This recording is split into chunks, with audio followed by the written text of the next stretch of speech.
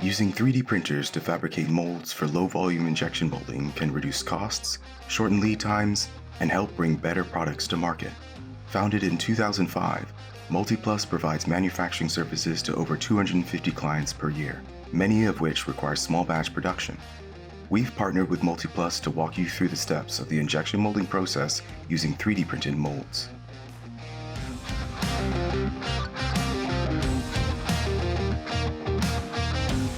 Begin by designing the mold using common design for manufacturing principles. 3D printed molds can incorporate the same components as metal molds.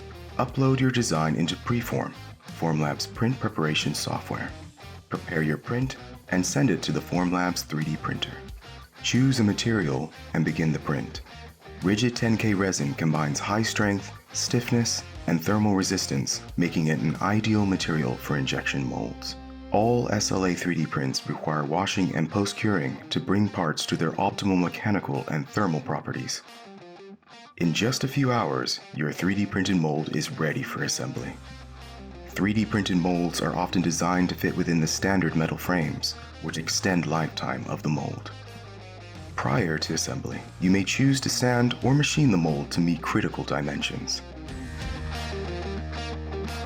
Assemble the 3D printed mold inside the metal frame.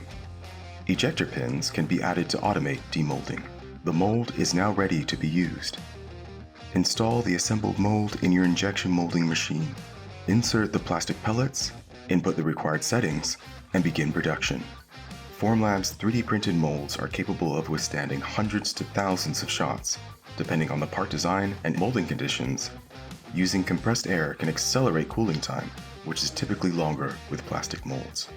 Whether you're looking to design functional prototypes with end-use materials, fabricate pilot production parts, or manufacture end-use parts, using Formlabs 3D printers to fabricate injection molds is a cost-effective and quick way to produce parts in limited quantities.